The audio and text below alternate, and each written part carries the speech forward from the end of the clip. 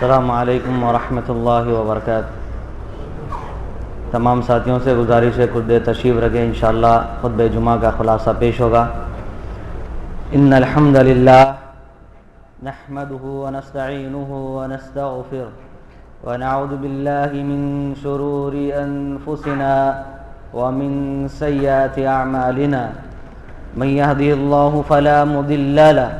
ومن يضلل فلا هادي له وأشهد أن لا إله إلا الله وحده لا شريك له وأشهد أن محمدا عبده ورسوله أما بعد فإن خير الحديث كتاب الله وخير الهدي هدي محمد صلى الله عليه وسلم وشر الأمور محدثاتها وكل محدثة بدعة وكل بدعة ضلالة وكل ضلالة في النار وأعوذ بالله من الشيطان الرجيم يا أيها الذين آمنوا اتقوا الله حق تقاته ولا تموتن إلا وأنتم مسلمون وقال تعالى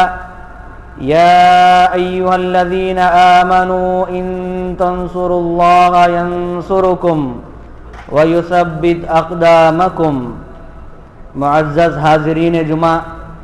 بزرگوں اور دوستوں، ہر قسم کی حمد و ثنا، تعریف اور توصیف، کبریائی اور بڑائی اسی وحدہ لا شریک کے لیے لائق اور دیبا ہے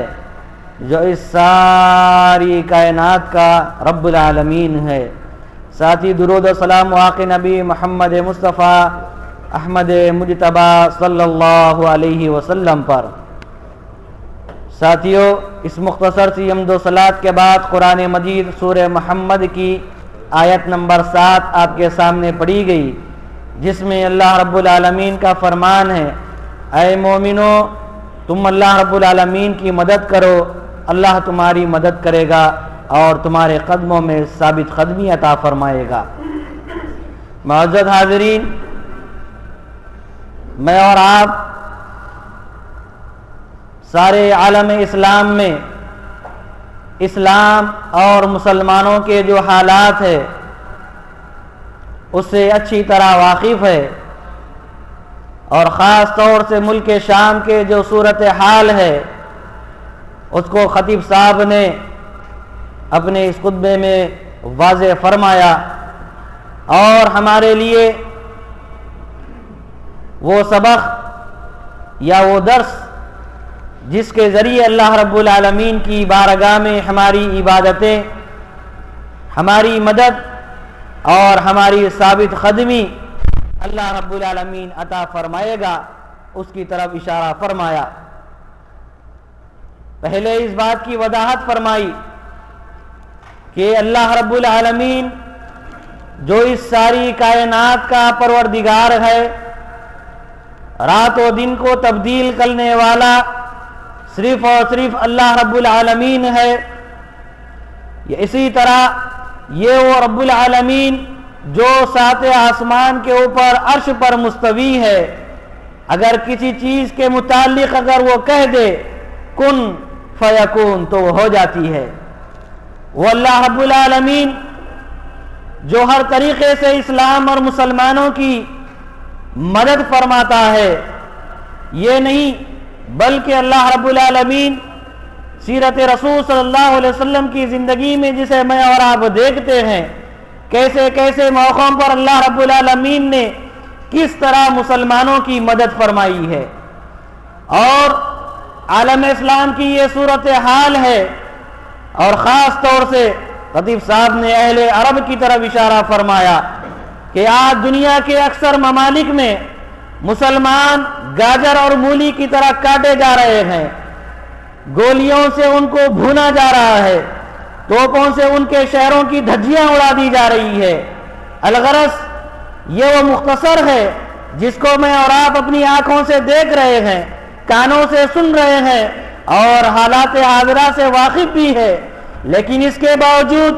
اہل عرب اپنی وہ صورتحال اختیار کیے ہوئے ہیں۔ انہیں چاہیے کہ اللہ رب العالمین اور صحابہ کرام اور سلف صالحین نے جو عمل اختیار کیا تھا ہمیں بھی اسی کی روش پر چلنا ہے۔ آخر وہ کیا کام تھا کہ اللہ رب العالمین نے ہر طریقے سے اللہ کے نبی صلی اللہ علیہ وسلم اور صحابہ کرام کی مدد فرمائی۔ ان تنصروا اللہ ینصرکم ویثبت اقدامکم۔ اور آج ہم ہیں کہ اور خاص طور سے اہل عرب کی طرف اشارہ، جن کو اللہ رب العالمین نے مال و دولت سے نوازا، عیش و آرام کی زندگی سے اللہ رب العالمین نے نوازا، ہر وہ نعمتیں جو اللہ رب العالمین نے دیگر لوگوں کی مناسبت اہل عرب کو زیادہ عطا فرمائی ہے، اور یہ ہے کہ اپنی مصروفیت یعنی یہ سوچ رہے ہیں کہ ہمارے وہ بھائی یا ہماری وہ مائیں اور وہ بہنیں جو اسلام اور مسلمان ایک دوسرے کے ساتھ یا ان کو کس طرح تکلیفیں پہنچائی جا رہی ہے، ان سارے حالات سے واقف ہونے کے بجائے اپنے مسلمان بھائیوں کی مدد کرنے کے بجائے اپنے ماں اور بہنوں کی عزتوں کو لوٹنے سے بچانے سے بہتر آج اہل عرب کی یہ صورتحال ہے کہ وہ اپنی مصروفیات کو یہ ٹٹول رہے ہیں کہ ہم سیر و تفریح کے لیے کس ملک کا انتخاب کریں، اور اہل عرب آج یہ سوچ رہے ہیں کہ ہم اپنی چھٹیاں کہاں پر گزارے، اور اہل عرب یہ سوچ رہے ہیں کہ ہم کچھ ایسے میچ رکھے، خاص طور سے فٹ بال میچ، کہ کون جیتے گا کون ہارے گا، کون اس میں کامیابی حاصل کرے گا، اور کچھ تو اپنی دکان سجانے میں لگے ہوئے ہیں، اور کچھ مسلمان جس کو اللہ رب العالمین نے طاقت اور قوت سے نوازا وہ اپنی جوانی کو کہیں اور برباد کر رہے ہیں، اور وہ نوجوان یا وہ مسلمان جس کو اللہ رب العالمین نے مال و دولت سے نوازا وہ اپنے مال کو عیاشی میں صرف کرنے میں لگے ہوئے۔ الغرض بتانے کا مطلب یہ ہے کہ اللہ رب العالمین مسلمانوں کو جو ایک دوسرے کے لیے بنیان مرصوص قرار دیا ہے، ایک دوسرے کے اتحاد و اتفاق کی مثالیں قرآن مجید میں اور احادیث میں اللہ کے نبی صلی اللہ علیہ وسلم نے وعدے فرمایا ہے، آج مسلمان کس رخ پر جا رہا ہے، ہمارا ایمان ہمارا عقیدہ اللہ رب العالمین سے کس قدر دور ہوتا چلا جا رہا ہے۔ مختصر انداز میں خطیب صاحب نے 3 اصولوں کو واضح فرمایا، یہ وہ ہماری کمزوریاں ہیں، اگر ہم ان پر عمل کیے ہوتے، اگر آج ہم ثابت قدمی کے ساتھ ان 3 چیزوں پر عمل کیے ہوتے آج یہ صورتحال ہمیں دیکھنا نہ پڑتا۔ اگر ہم نمبر 1 وضاحت فرمائی کہ وہ صورتحال جو اللہ رب العالمین کے ساتھ ہمارا ہونا چاہیے، وہ عقیدہ، وہ ایمان، وہ تقویت جو اللہ رب العالمین کے ساتھ ہمارا ایمان ہونا چاہیے وہ نہیں ہے۔ اللہ رب العالمین جو ساری کائنات کا پروردگار ہے، لیکن آج ہمارے دلوں کے اندر اخلاص و للہیت اللہ کے لیے نہیں بلکہ غیروں کے لیے ہو گئی ہے، ہمارے رکوع اور ہمارے سجدے اللہ کے لیے نہیں بلکہ غیر معبودوں کے لیے ہو گئے ہیں، ہماری عبادات اللہ کی رضامندی کے لیے نہیں بلکہ انسانوں کی رضامندی کے لیے ہو کر رہ گئے ہیں، ہمارا مال کا خرچ کرنا اللہ کی رضامندی شامل حال نہیں بلکہ عزت و شہرت حاصل کرنے کے لیے ہمارا مال رہ گیا ہے، ہماری زکوٰۃ، ہمارے روزے، ہماری عبادتیں اللہ کی رضامندی کے لیے نہیں بلکہ غیروں اور انسانوں کی رضامندی کے لیے ہو کر رہ گئی ہے۔ تو ہمارا ایمان پہلا وہ اصول جو ہمیں سب سے مضبوط ہمیں بنانا ہے وہ ہے اللہ رب العالمین پر ہمارا ایمان و عقیدہ توحید کو مضبوط بنانا ہے، اور اس کی مثال دیتے ہوئے خطیب صاحب نے یہ واضح فرمایا، آج جس طرح میں اور آپ صورتحال جو مسلمانوں کی اور اسلام کی دیکھ رہے ہیں، ان کے پاس طاقت اور قوت نہیں ہے، ان کے پاس وہ جدید ذرائع نہیں ہے جو دشمنوں کے پاس موجود ہے۔ یہی صورتحال اللہ کے نبی صلی اللہ علیہ وسلم کے ساتھ جنگ بدر میں بھی پیش آئی، 313 مسلمان 1000 کفار کا مقابلے کے لیے تیار ہے، ان کے پاس لڑنے کے لیے کوئی ہتھیار نہیں ہے، صحیح سے گھوڑے تک مسلمانوں کے پاس نہیں ہے، طاقت اور قوت نہیں ہے، بوڑھے اور کمزور مسلمان بھی میدان جنگ میں اعلاء کلمت اللہ کے لیے اتر پڑے ہیں، خالص اللہ رب العالمین کی رضامندی کے لیے، اسلام کی سربلندی کے لیے، عقیدہ توحید کو انسانوں کے سامنے پیش کرنے کے لیے میدان کارزار میں وہ اتر پڑے، اور اللہ رب العالمین ان کے پاس نہ کوئی مال ہے، نہ کوئی دولت ہے، نہ ہتھیار سے وہ لیس ہے، نہ جانور ہے، نہ طاقت اور قوت سے وہ لیس ہے، صرف عقیدہ توحید، اللہ کی رضامندی،